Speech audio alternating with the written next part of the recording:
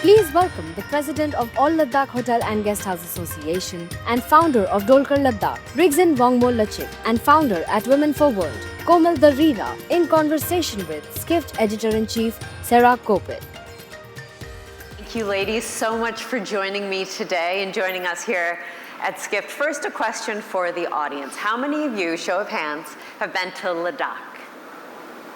Oh, so more than the 20% that you guessed? 20% was what we guessed. Excellent. Well, fantastic. So we're going to talk all about that region of India, tourism in that region in India, over-tourism in that region in India. So, Rigzin, my first question is to you.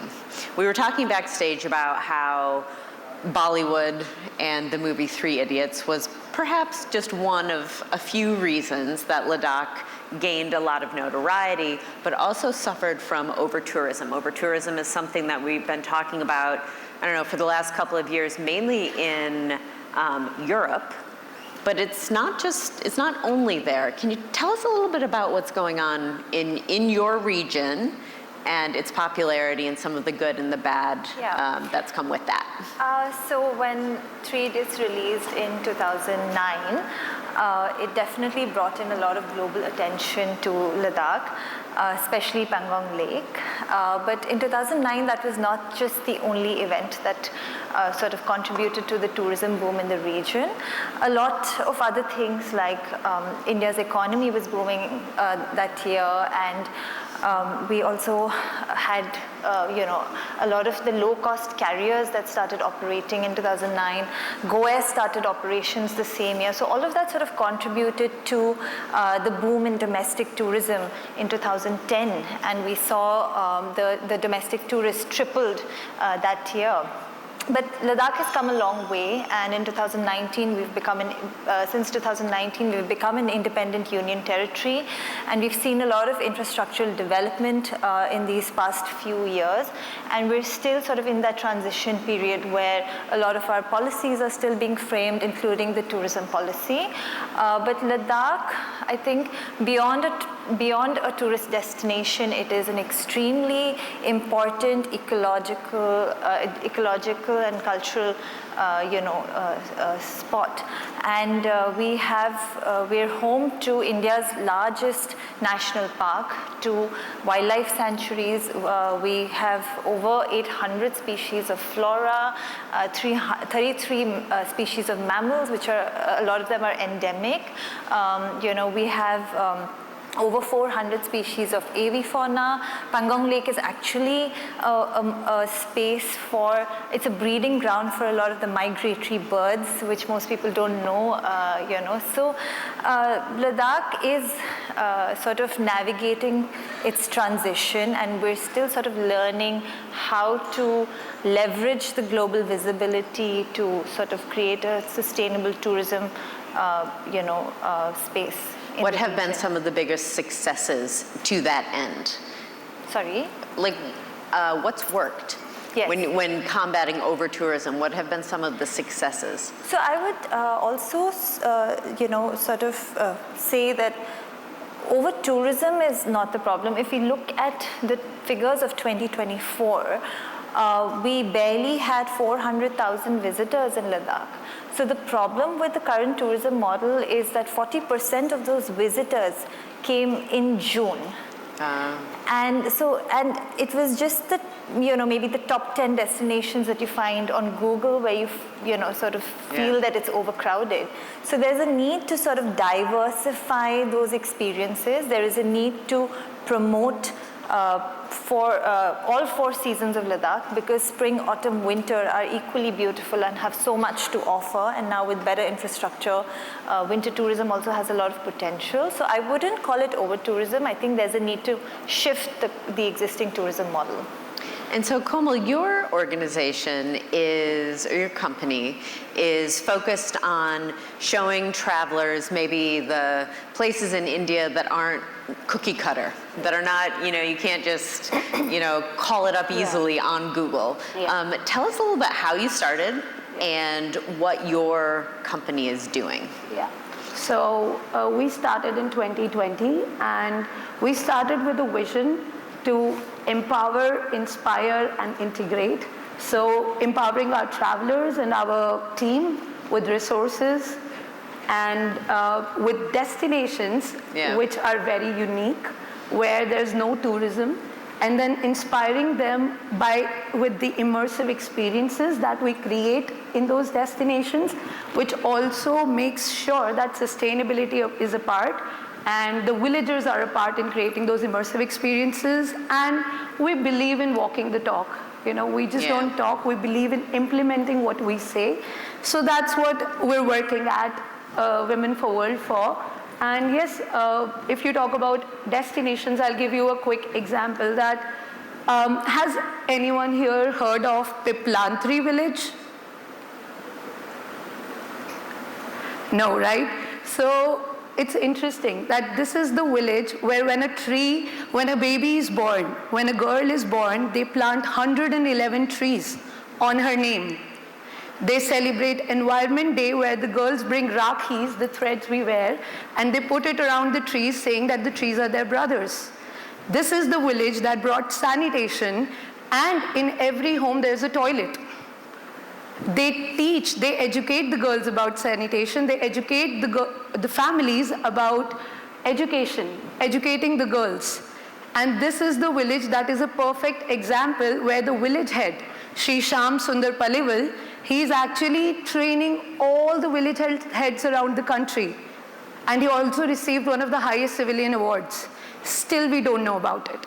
Being an Indian, we don't know about it. And that's what we're doing. We're trying to connect our travelers with these kind of destinations that makes a change, that introduces you to the change, the real India and the transformed India that's happening around the country. So both of you are working under business models that really foster sustainable travel, which is so, so important in our world today.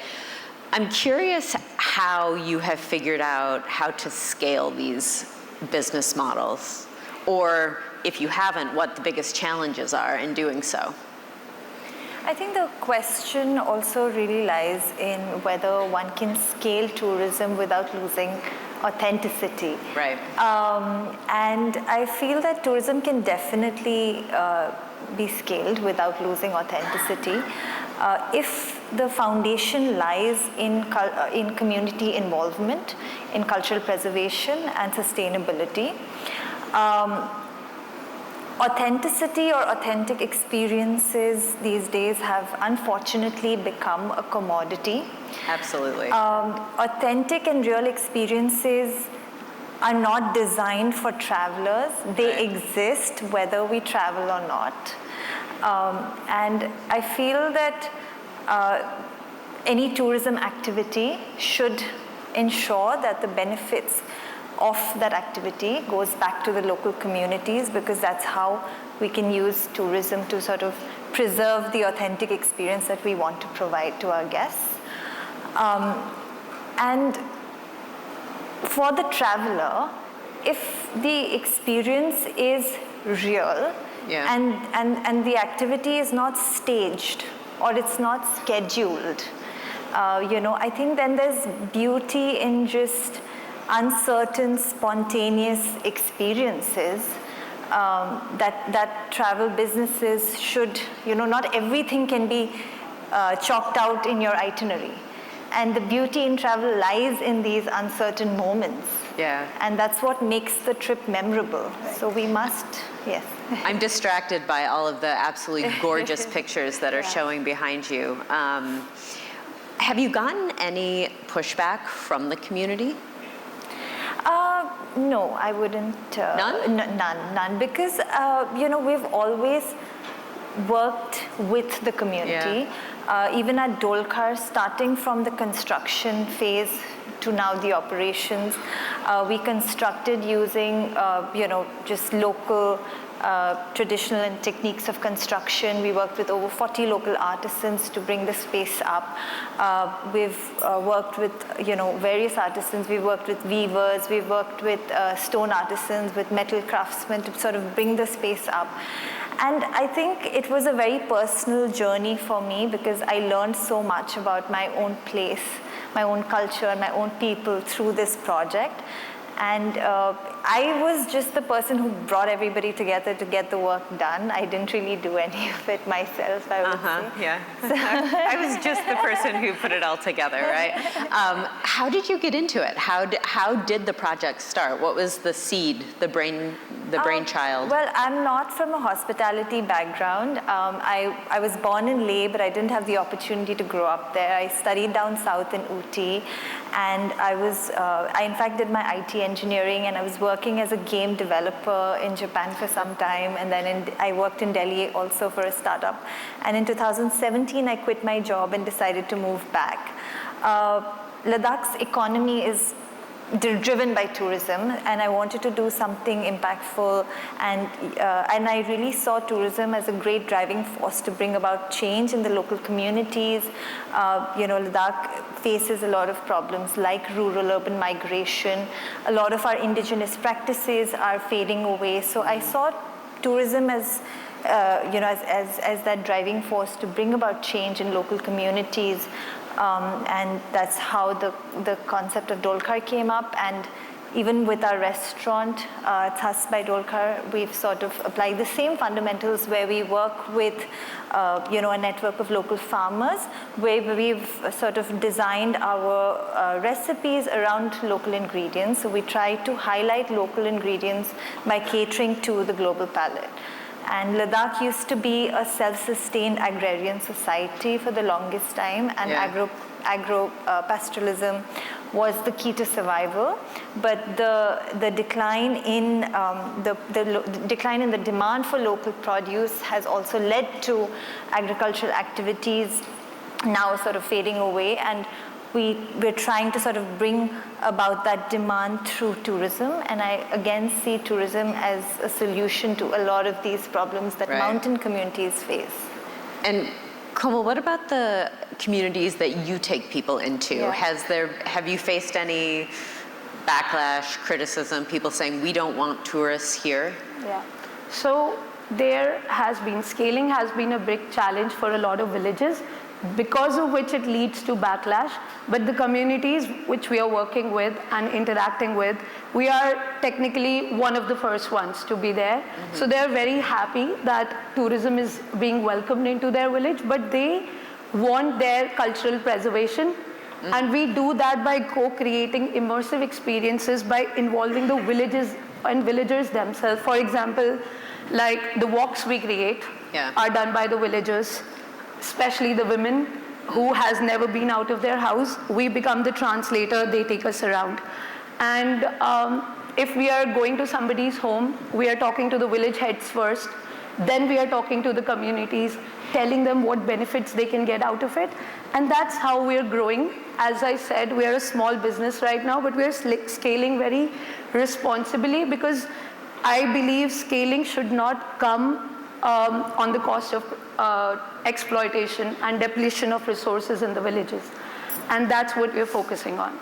Your stories both remind me, for any of you who were at our global forum, of Fogo Island and Zita Cobb. Are either of you familiar with Zita? Yes. It seems like it's especially in Ladakh, very similar type of a type of experience. I would like to visit both places. I will say. So, getting back to buy-in with the local communities is looking out into the audience. This is, you're talking to a bunch of executives, hotel, hospitality, business leaders. Is there anything? What advice can you give about how you both seem to have gotten a tremendous amount of buy-in from the community? Is there any kind of pearls of wisdom that you could lend to the folks here? I think one thing that we've sort of followed since day one when we started Dolkar was consciously realizing the impact of every penny we would spend as a business and where that money was going, and even as a traveler, but as a business, what impact it was sort of creating on the community, and also when we speak about sustainability, it's not just the environment, it is the local economy and the community, and all three have to sort of work in balance. Sustainability for us was a byproduct of every single decision we made along the way, and every single decision, if made consciously and responsibly and with empathy around everything around you, the people, the place. I think sustainability is a byproduct of that, and I think one must realize the impact of every decision made along the way. Yeah.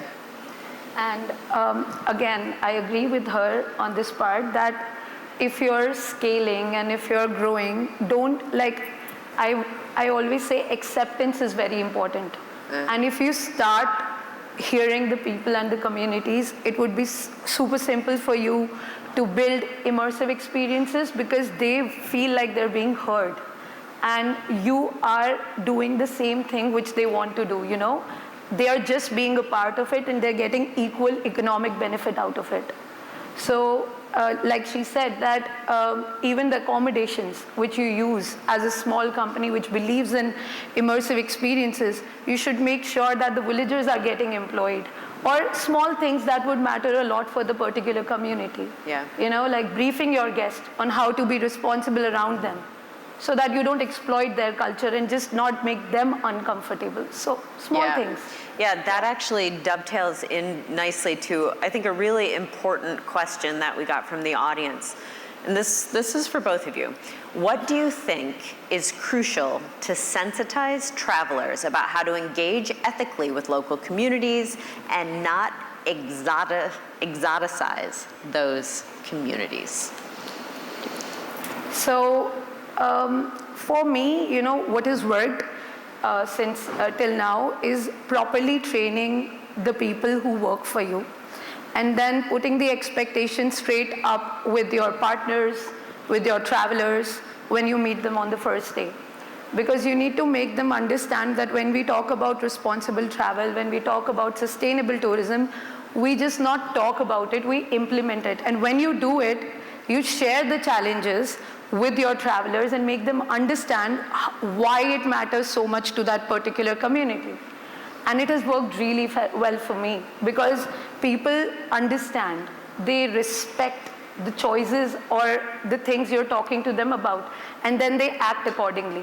But sometimes, you know, as companies, it becomes very uncomfortable for us to talk to the travelers about it. Just not, you know, we don't want to ruin their experiences or bring unrealistic expectations from them.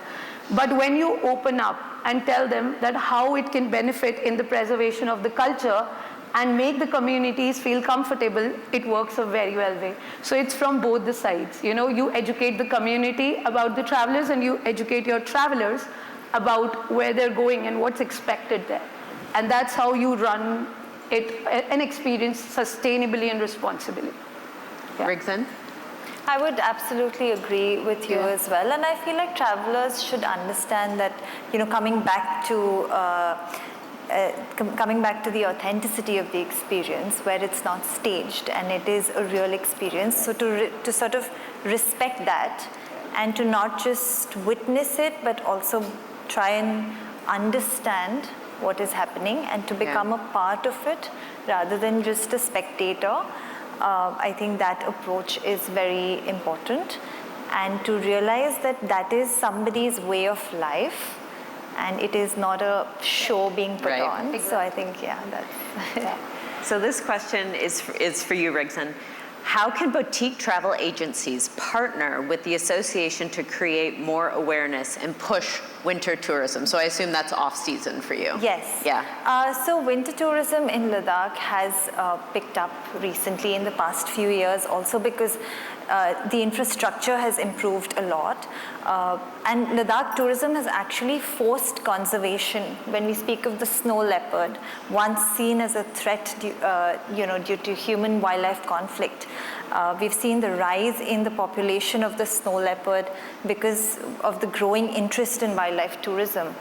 And again, that's one example of how tourism can bring about positive change even to conservation or wildlife conservation. There is a lot that needs to be done to promote off-season tourism and winter tourism. And I think maybe 10 years ago when the travel agents visited Ladakh in the winter, realized that there wasn't enough infrastructure and there weren't even maybe basic vegetables available in the market. But I can assure you that since we've become a union territory and accessibility to the region has improved, the infrastructure is a lot better now, and we're better prepared for winter tourism.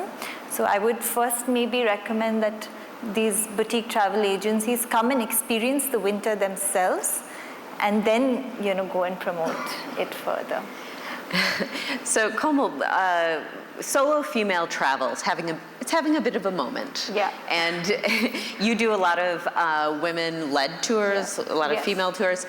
How has that impacted your business? How is it different than maybe other tours that you lead? Talk a little bit about that. I think this trend of solo female traveling is taking up, and it's reshaping the travel industry in a very positive way. And for me, the business actually runs on them. I create itineraries that can empower these solo female travelers, that can make them comfortable, that can make them, feel a little more safe. So this trend is surely shaping the industry in a very positive way.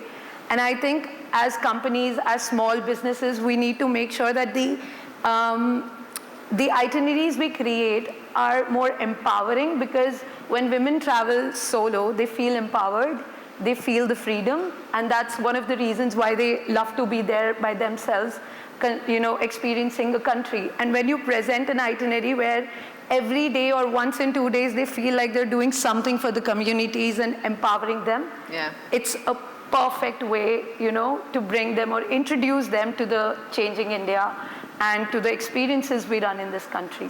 So I personally think that it's very important that we create well thought of itineraries for these travelers, because they love to do something which is offbeat and different, along with the daily things which we love, UNESCO sites, Taj Mahal, obviously. Why do you think that there has been such a rise in solo female travelers in the last, I don't know, maybe 4 or 5 years? Why is this happening? I have my own theories on it, but I'm curious what yours are. I think even for me, when I traveled solo, I was 19 years when I went by myself, it was very empowering. It was like I got a freedom, and especially in Indian society, you are not allowed much on traveling outside by your own. You might have your brother or your father with you when you're traveling. And doing that by yourself just made me felt very empowered. And, I felt like I could do more. And I think that's what women are realizing when they travel outside, and when they travel with other like-minded, empowered women, it gives them a wave of freedom, a wave of empowerment. And I think after COVID especially, we have realized that, and especially social media has played a very important role, where the bloggers, YouTubers, and influencers are putting it ahead on how it is to be traveling by yourself, and I think it has worked really well. Do you get a lot of solo women travelers in Ladakh? So interestingly, in 2024, 66% of the tourists that came to Ladakh were women. Wow. And I can confidently say that Ladakh is one of the safest destinations for solo women travelers in India. And, in mountain communities in the Himalayan region, women have always been the backbone of the hospitality industry. Our major stakeholders, that are homestays and guest houses, are entirely run by women, end to end.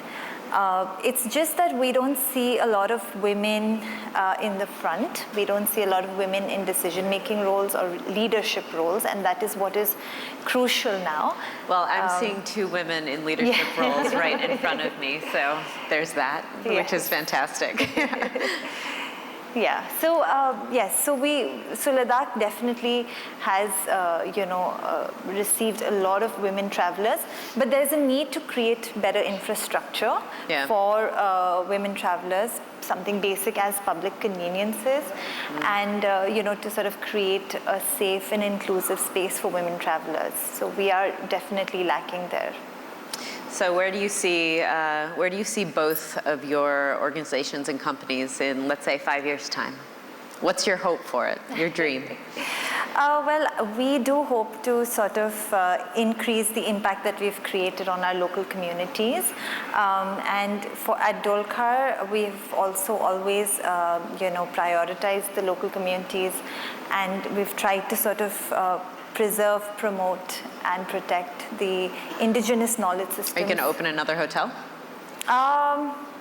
Hopefully, but I think the fundamentals of anything that we do will remain the same, and I would want to continue using tourism as that medium to bring about change within the space. And I think in the next 5 years, we see empowering, inspiring, and walking the talk more, like providing a platform for women who wants to be a part of the travel industry and who wants to feel heard, and giving the same platform for the travelers who wants to experience the real India and enjoy the experiences in a more immersive way. Yeah. Wonderful. Yes. Well, thank you so much, Rigzin, Komal. Thank Wonderful. you. Thank you so much. Thank you.